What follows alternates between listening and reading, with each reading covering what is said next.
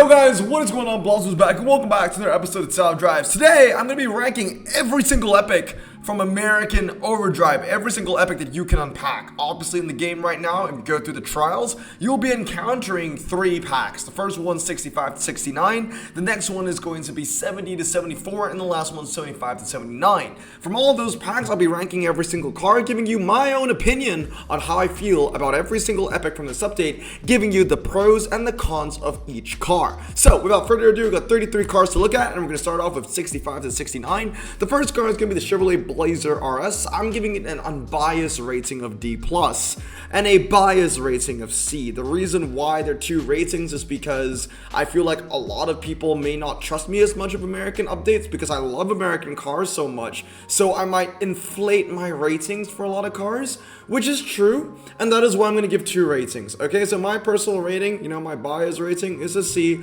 but the unbiased rating from a person that wouldn't care much about American cars, I think they'll give it a D+.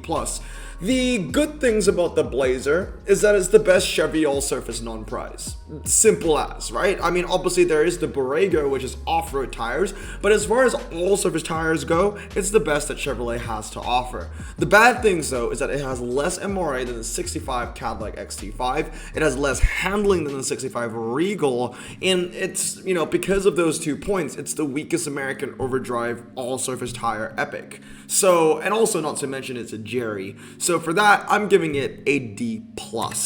Moving on to the next one is going to be the Cadillac XT5. It has better stats than the other 65 Cadillac, which isn't from American Overdrive, and is the best twisty Cadillac all-surface tire car in the game, even beating out the Escalade V on super twisty track sets. That being said, it has less handling than the Buick Regal Touareg, which is also a Jerry, and not to mention that this is still a Jerry. So, in my opinion, I'm going to give it a D+, with my bias rating bumping it up to a D, just because I like American cars. Now, moving on to the next one is the Buick Wildcat EV. It's the best short-range Buick dragster because it has like 89 MRA, something like that. It's also a great four-wheel drive, low ground clearance, performance tire drag bargain for RQ 65 to 69. I think the next dragster with four-wheel drive and low ground clearance and performance tires that beats the Buick Wildcat in the drags would be the RQ 70 Maybach. That being said, though, it has a very low top speed, so outside of quarter mile and half mile, it won't do much. Ocean short drag, it should be okay. Also, it's a Buick. I feel like as long as you are a Buick, that is a disadvantage, and that's because, when it comes to clubs, you get Dodge × 5, you get Chevrolet × 5, but you'll never see Buick × 5. So you are going to be, if you play every single game mode in Top Drives, you're statistically using Buicks less. It's also really heavy, right? So you don't want to put it on anything with too many turns in it because it weighs like 2.6 tons. And also, it is a Jerry. It's not 65, but it is a Jerry nonetheless. I'm giving it an unbiased score of C-, but my personal rating will be a B, just because I really like those rims. Okay, now moving on, we have the Chrysler 300C Final Edition. It's the second best Chrysler dragster in the game as a 65, only behind the Chrysler Legend, the ME412. It's a City Street small bargain, and it also has 91 MRA. That being said, it has no handling, and it has, inflated RQ because it has medium ground clearance. At the end of the day, although it has 91 MRA, is it going to be a saloon dragster? No, it's still going to lose to the ultra-rare BMW M5, and that is the problem of a Jerry. That being said, unbiased score is a C, biased score is a B+. Now, moving on is the Buick Regal Touareg. This is the best of the 3, in my opinion, for American Overdrive Jerry all-surface tire cars. That's not saying much, to be honest. It's light, right? 1,682 kilograms. It's a light car. Most all-surface tire SUVs are usually on the closer end of like 1.9 to 2 tons. It handles okay. You max it out to 86, and it has that estate niche, which is pretty cool as well. It's okay on super twisties, so like dirt or dirt wet slalom and G-force, but what I think is considered a disadvantage is that it trades blows with the Holden Commodore, which is also a Jerry at 65.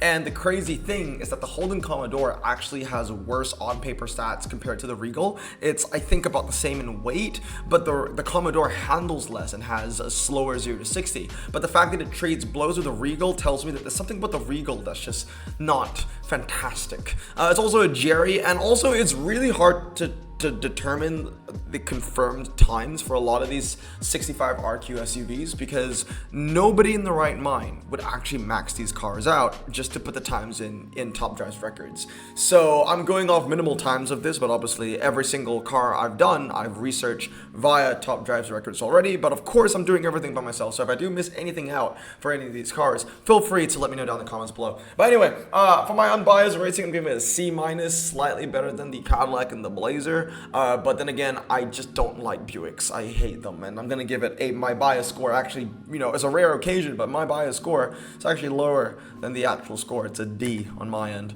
Okay, now moving on is the Ram 1500 Revolution, or the Ram 1500. It's a decent 0 to 60, but there are no Ram events. If you think Buick is bad, Ram is even worse. There's barely any Ram events. There'll never be a standalone Ram event. There might be an event where you can use Rams and other manufacturers, but there'll never be a standalone Ram event. It's a discount Escalade V as well, right? I almost said Escalade 5, but it's a discount Escalade V for drags. It has no handling and also considered a Jerry. My unbiased rating for the Ram is a D+, and my bias rating is a D. So again, I just don't like this car. That being said, I know that this might have won, you guys the Koenigsegg. That's true. Congratulations if you won the Koenigsegg with the Ram. But the honest opinion is, after this Tri-Series, you're probably never going to touch this car ever again.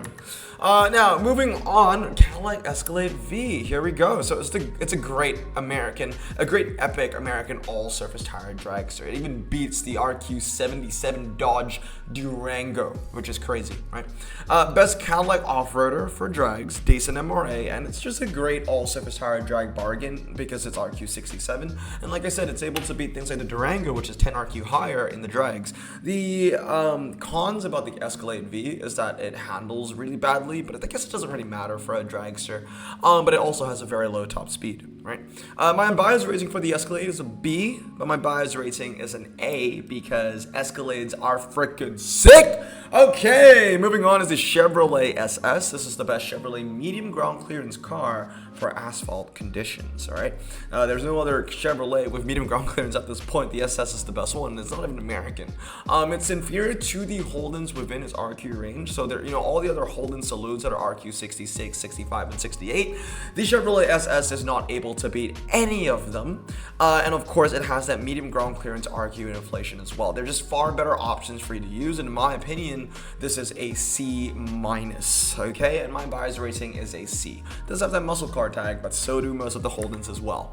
Now, moving on to the Dodge Challenger 1320. This thing is one of the best, it is the best car that you can get from the 65 to 69 pack. So the first epic pack that you get from the trials.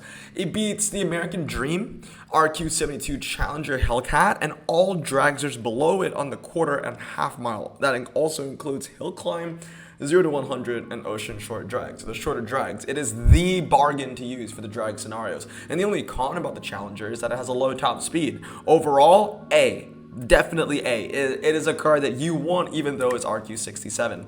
Moving on is a Cadillac XTS Platinum Concept. It has 4-wheel drive standard and medium, which is always good, but it's got low RQ statistics, right? Handling not that good. The handling's not that good. 0 to 60 is also really slow.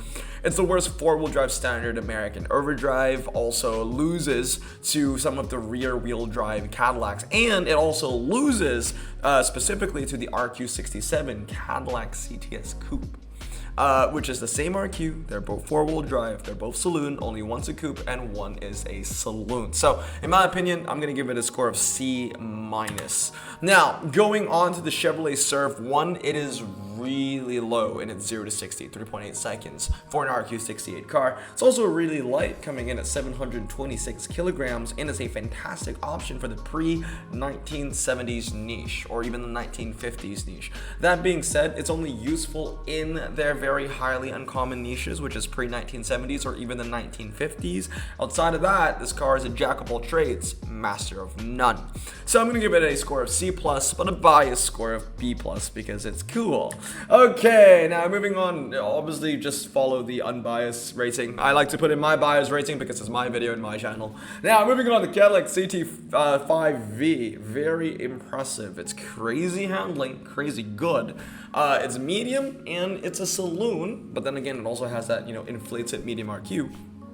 It's a twisty medium saloon beast. So if you compared it against cars within its RQ, I've talked about this car before and overrated or overpowered, so I don't want to talk about it too much. But obviously, I've already mentioned it. When you put it up against other medium ground clearance, rear-wheel drive performance tire saloons, this thing is a beast within its RQ neighborhood for this slalom, like the super twisty stuff. It's also pretty good on city streets medium for an RQ68, but it's really weak on city streets small, as well as, you know, it being a low RQ car, which brings it down a couple ranks. That being said though, I'm gonna give it a B, but a bias rating of an A, because I really like the CT5V. Moving on is the Escala. It's better on the city street small for American Overdrive and Cadillac, but it's not a good city street small car in general. Take it out of American Overdrive and Cadillac, and this car isn't that good on city street small anymore. The positives only attribute to low RQ epics and below, and they're better options for you to use, right? So overall, I think I'm gonna give it a score of a C, bias of a B+. Last but not least, for the first pack is the Chevrolet Corvette Stingray. It's got a high top speed, and you can utilize that concept tag, but it is a jack of all trades, master of none. It's low RQ, not necessarily a Jerry, but there's still many other options for you to use, and it fails to be the best in anything RQ69. I filtered this car up against a bunch of other RQ69s without even including the Lotus specialists, and the Corvette Stingray failed to shine anywhere, drag or twisty. So an unbiased score of C-, a bias score of B+, because this used to be the car of one of my favorite Transformers back in Transformers 2. Now, moving on to the second pack that you will encounter, it's RQ70 to 74. The first car that we're going to talk about is the Corvette Stingray Convertible, an unbiased score of B- and a biased score of A-. It is an RQ70, which in this day and age of top drives is a little bit of a positive, because we're starting to see more and more RQ70 to 65 epic events, or RQ70 and below events. So, you know, in those kind of events, obviously the RQ70 is going to be the best car, right? So this being an RQ70 is pretty decent. It's got a very low 0 to 60, which is not too bad, and is better than the campaign Camaro, which is what matters the most, because everyone's going to win the campaign Camaro. So if you have this, you've got one that's just slightly better. As you can see in this, you know, top drives records comparison that I decided to show you guys, it's better on G-force, it's better on hairpin, indoor karting circuits, slalom, twisty circuit, and twisty road. So that's really impressive. That being said, it loses 2 specialists within its RQ range, and it is the weakest of the C7 Corvettes in the game. Now moving on is the Chevrolet Borrego. This is getting a score of an A across the board. It's the only non-prize off-road American Overdrive car. It's the best off-road Chevy and American car in the snow. It goes, you know, toe to toe with the Bronco R, which is a prize car with AT4 handling. This gets up to AT3 handling, and also it's very light, which attributes to why it's so good in the snow. It comes in at less than 1.5 tons. It will lose to the RQ71 Plus Skoda Freak. I put that as a con, because I was hoping that the Borrego would be able to hit above its weight. Not really, it doesn't, because it will lose to the Skoda, which is 71, but it definitely is the best within its RQ range and everything below. So I think it's definitely rightly rated. Moving on is the Cadillac CTS-V Sedan, unbiased score of D+. This car is actually pretty useless.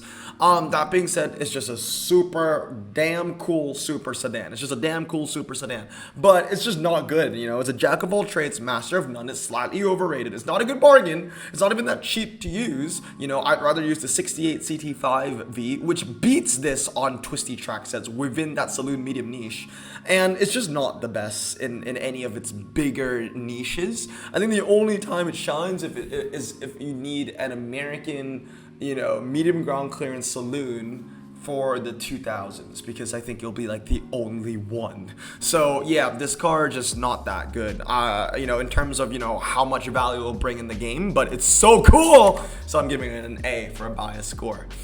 Chevrolet Cruze touring car comes up next. It's the best American front-wheel drive car in the game. It's a fairly rated front-wheel drive car in general, because it's competitive with other front-wheel drive cars within its RQ, but it won't be the first choice American twisty option. There are better ones to use, like the C8 Corvettes or even the Mustang GT4. Overall, it's a strong car. I'll give it an A.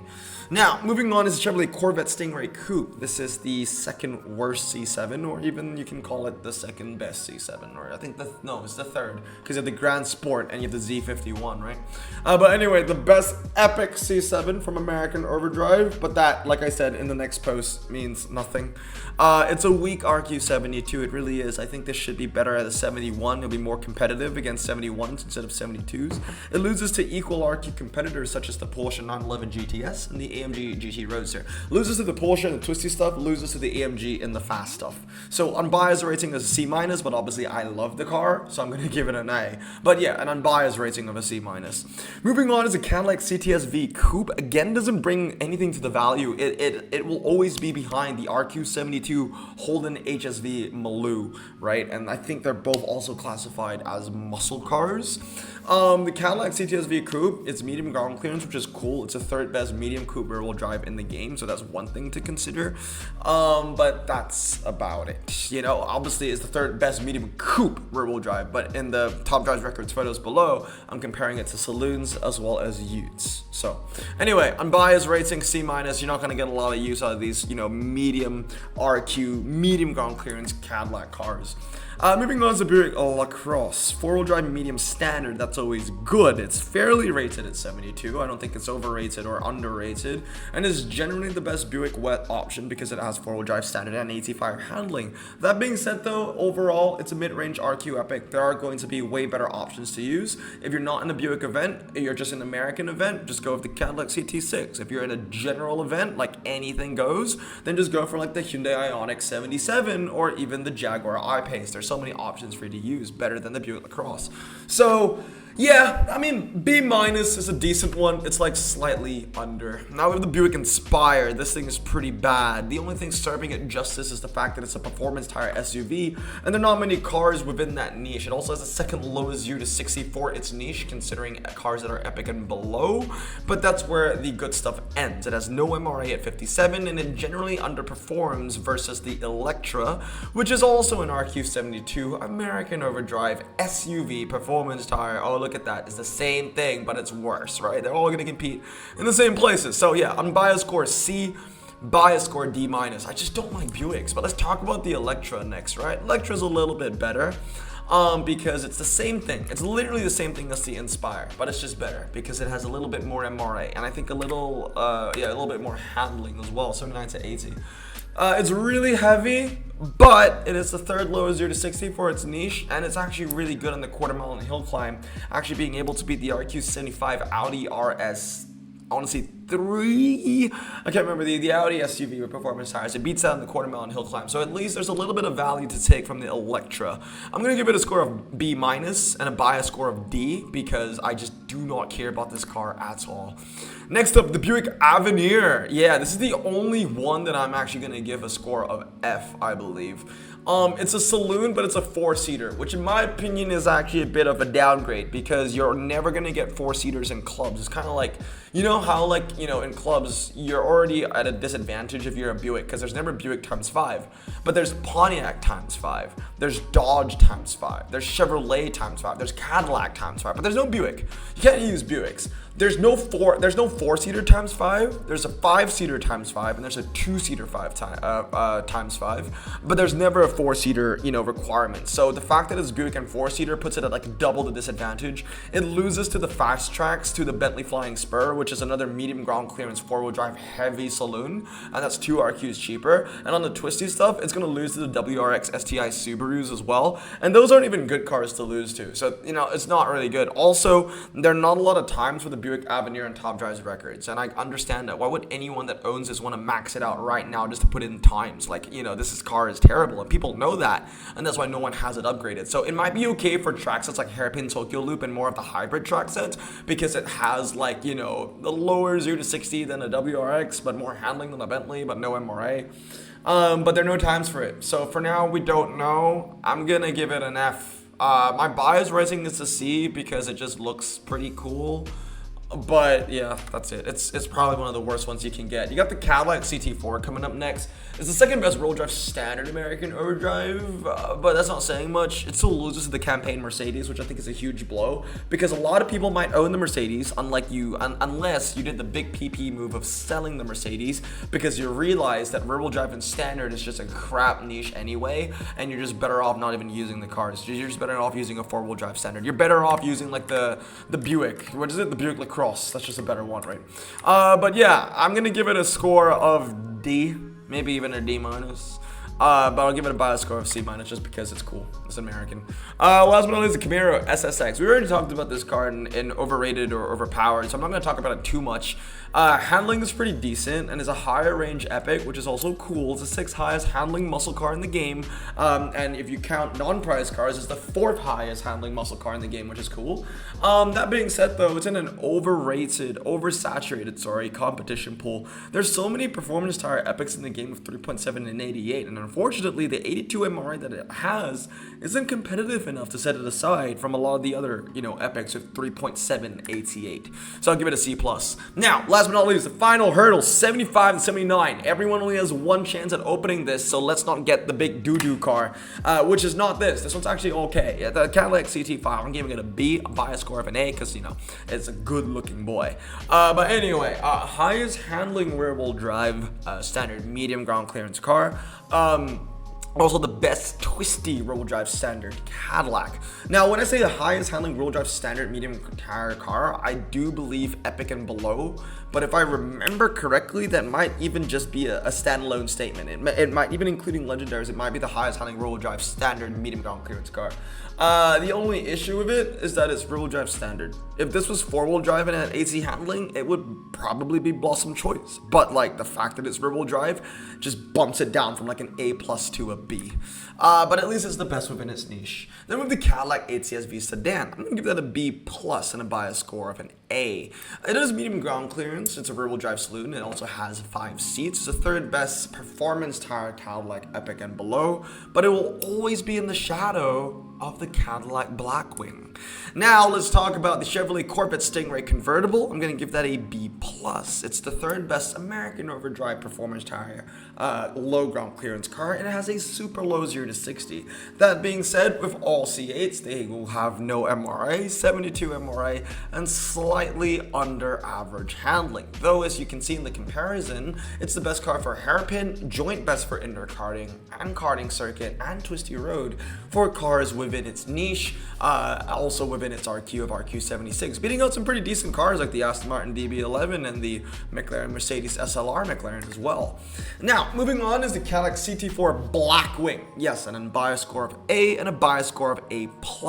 It is indeed the best saloon medium ground clearance epic and below in the game for the American and Cadillac in general niche. But obviously you take away that saloon tag and it will falter to the ATS-V. I put AST, that's a typo, but it will lose to its other Cadillac coupe variant, the ATS. But as long as you keep the Blackwing in that saloon niche, it'll be good. Okay, now moving on to the big Regal GS. This is the worst car that you can pull. So if you get this from the 75 to 79, I am truly sorry. It's the best standard American overdrive epic and below, which is still, it's a nice touch, I guess. And it's key for Buick events in the wet. But then again, like I said, it's a Buick. When are we ever going to get Buick events? And I don't think anybody actually wants Buick events. When I say when are we ever getting Buick events, it's not a cry to have Buick events. I don't want them anyway. And yeah, it loses to most RQ77 standard four-wheel drive cars in cities and twisty tracks. It's generally as weak.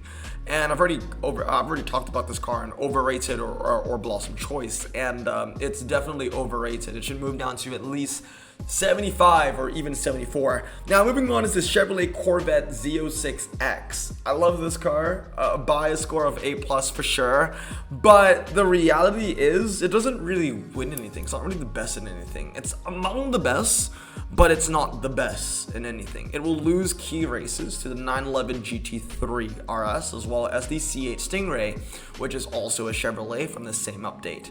Usually the 3rd or 4th best option for, American performance things. It's also behind the Saleen S1. And the last car that I want to talk about here is the Chevrolet Corvette Stingray C8. This is the premier American performance choice. This is the best one that you can get from the Epic Pack, from 75 to 79. I hope you get this. This is like the car to get. It is the best, Epic in general for like Monaco tracks, hairpin, karting, twisty road. I compared it all to non-slick tire cars, so I only compared it to performance tire cars, so I'm not sure off the top of my head how it will compare to slick tire epics that are 79. But you know, against performance tire cars, it is the best for Monaco, hairpin, karting, twisty road, the best epic Chevy, the best epic American overdrive, not drag. It has no MRA, so that's the con. And you know, super twisty tracks and drags, it will lose. When I mean super twisty, I mean like slalom and G-force and car park, but it'll win the twisty roads and the hairpins and all that kind of stuff, and definitely is the only car worthy of an unbiased A+. But anyway guys, that's gonna be it for today. Let me know down in the comments below if you agree or disagree. That is every single epic from American Overdrive ranked. I hope you guys have a great day. Stay safe, wash your hands, and blossom out. Peace.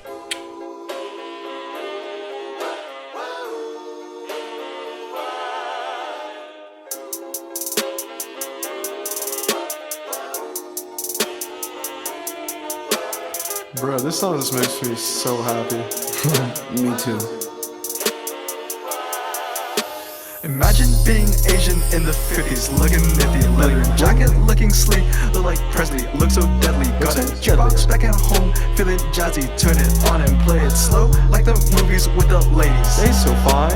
Imagine being Asian in the 50s, looking nifty, leather jacket, looking sleek, look like Presley, look so deadly. Got a jukebox back at home, feeling jazzy, turn it on and play it slow, like the movies with the ladies. They so fine. Sit back, relax in my Bonneville Pontiac. Hold tight all night, cruise to Jacksonville Atlantic. Blonde